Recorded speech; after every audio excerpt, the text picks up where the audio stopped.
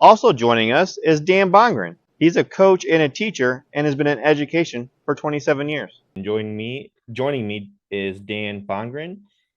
And so the first question is, what are your thoughts on textbooks, like overall, like with prices and everything? What are your feelings about that? Overall, I think textbooks are a great resource. And that's how I use them. I use them as a resource. I don't use them as a curriculum guide. I don't use them as a pacing guide. I don't use them as a be all and end all, like everything that a kid has to know is in there. Um, Even when I did use them, I never used them carte blanche. Like I would pick and choose the pieces that I wanted because every individual teacher I think has their own style and their own way of presenting material. And to just say that this is the way that you're going to teach, I think restricts that art of teaching. I believe overall they are um, ridiculously overpriced. Um, I believe that I believe that students don't use them the way we would like them to use them. And I am speaking from my own personal experience because I remember as a high school student and even sometimes as a college student, we would have a textbook reading assignment that I never did. I mean, it's a valuable resource for some individuals. There are some people I think that do need that in hand sort of, I can read this and this is the way I learn best sort of thing. But I think to carte blanche, just give them out to everybody and say, this is what we're using. This is the be all end all is restrictive to say the least. Okay, all right. So the next question is, how much are textbooks still needed today compared to how they were needed, say 10 to 15 years ago? Are they still needed just the same, or has that need gone down a little bit? I think with the availability of computerized resources, that the need for textbooks has been reduced. Now, most textbook companies provide an ebook that people can use as a resource. Um, I think the one valuable thing about a textbook is the information in it has been vetted. It's not like I hate having kids just Google things because they don't have the skill set yet at my level to understand what the information is and to be able to parse out the fake information and the real information from a Google search. Mhm. But I think that's something that we need as educators to teach them is how to sift through the noise that is the internet to find truthful information. And textbooks are a legitimate source of truthful information. They've been edited, they've been proofread, they've been vetted by, they're usually written by people in the field, by scientists. I know the ones that we used to use were written by Kenneth Miller and Joseph Levine, who are both very well respected scientists. Um, but I don't think its use is its need is the same as it is today as it was 20 years ago when I started, or even 30 years ago when I was in school. Okay. All right. So have you ever, or maybe even seen anyone ever purchase an older version of a textbook, or maybe purchase a textbook from overseas to try to save a little bit of money? Have you ever heard of students maybe doing that? I know we have personally bought used textbooks via something like Amazon for English language learners because we don't have a huge population of ELL students in our school. So it doesn't really, it financially, it's not very responsible for us to buy a whole set of Spanish or Russian or whatever.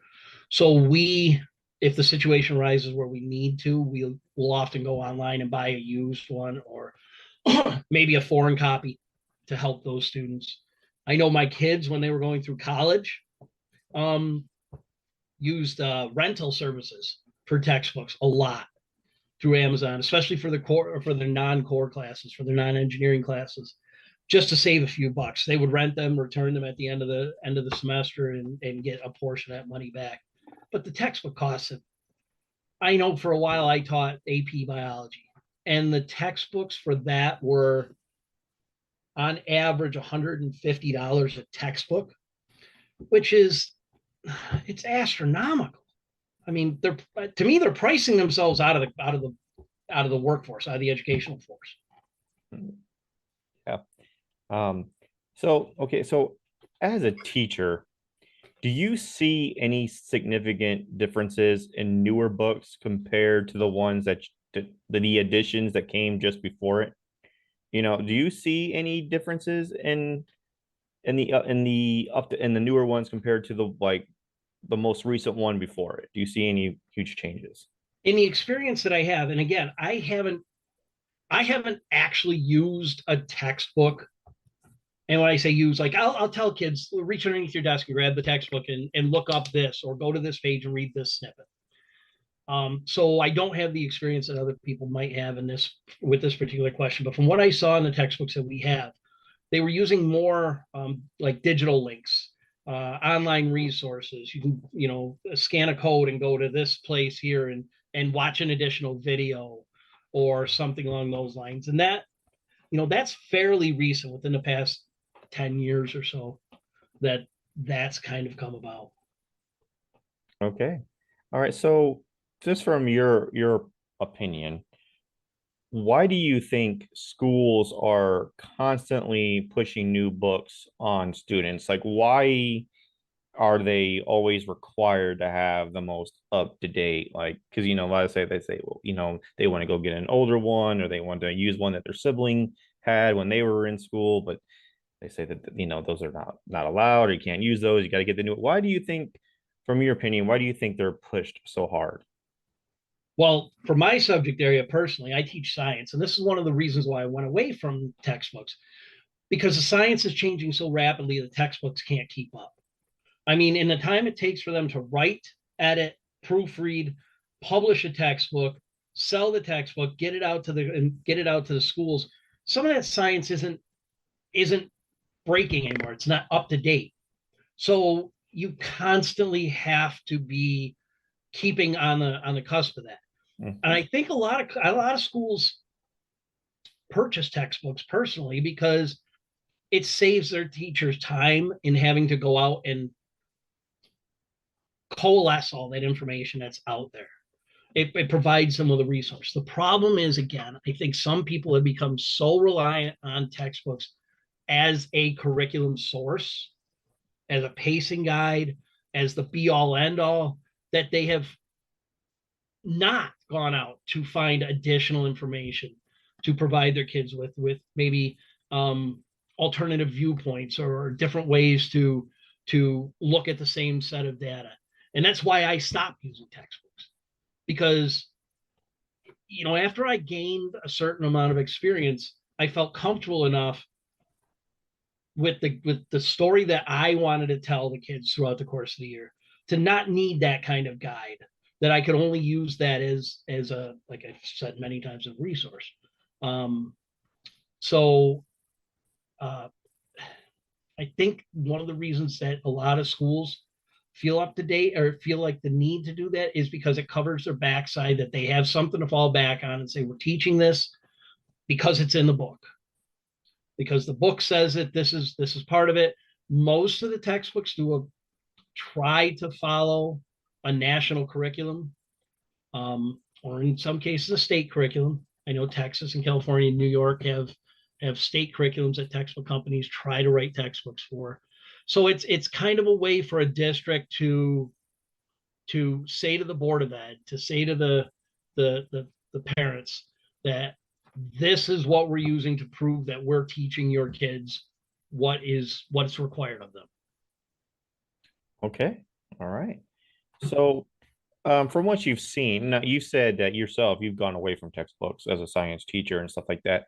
But in your district and schools, from who you've seen in other classrooms, who decides whether or not you must teach from a textbook?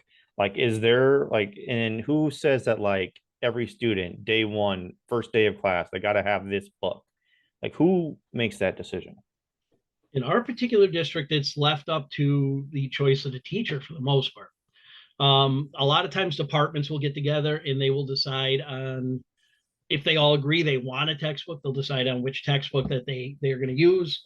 If it's a new textbook, then they have to go through a textbook selection committee process where they have to, there's a whole series of paperwork questions that they have to fill out. Then they have to go to the Board of Education. So the Board of Education approves it, but the ultimate decision on whether or not to use it or not comes down to the teachers. Okay. And do you think teachers usually do that, make a good decision of that before they require students to purchase books? Do you think do you We think don't they're we don't require students to purchase books. okay? We purchase the books for the students. Students turn them in at the end of the year. Um, and that was, I'm not really, I know some schools do require some students to purchase books for certain courses, but for us, I think it came down to a state lawsuit that said, if the state is paying taxpayer dollars to provide textbooks, then the school can't provide kids to purchase them. But I'm not real sure on that, Tyler. Okay. All right. So do you prefer as a teacher, do you prefer to have that freedom to say, you can teach from whatever you want, if you want to teach from a book or not, or if you want to teach from other sources? Do you like having that freedom, or do you think sometimes teachers need to have that? Sometimes there needs to be a balance. What are your thoughts on that? I like the ability to make my decisions of how I think I'm going to best deliver the information that's necessary. Um, but there's a caveat to that. Somebody has to be overseeing what is being taught in the classroom. There has to be a curriculum, there has to be a set of standards that are guiding the instruction, however you choose to present it. Whether it be a textbook that you're using as your primary source, whether it be flipped classrooms where people are doing videos at home and then coming in and the kids are practicing with the teacher. There has to be some accountability for what it is that you're teaching, and it has to be aligned to a set of standards, whether those standards are state or national, local, whatever they may be. So that decision has to be a part of the bigger process. You know, if you're going to choose this textbook, you have to be able to prove that that textbook is aligned with those standards. If you're choosing not to do it, well, then what are you using as resources to present this information so that you assess those standards? Okay. All right. Great. And my last question is what is something schools all across the country, what is, in your opinion, what do you think is something that schools need to realize about textbooks or textbook companies? Like, what is something that you think really needs to be, more people need to be aware of? I think the biggest thing that I would tell people is you have to understand that every kid comes to us with different circumstances, different learning styles, different abilities. And a textbook is a kind of a one size fit all sort of resource. And there is no one size fits all student. So you can't, I would say if you're using this textbook or a textbook or even or any curriculum resource and thinking that it's going to fit the needs of every particular kid, no matter who they are, that comes through your door from year to year to year to year, that you really should look a little bit deeper into studies on learning styles and how kids learn and things like that.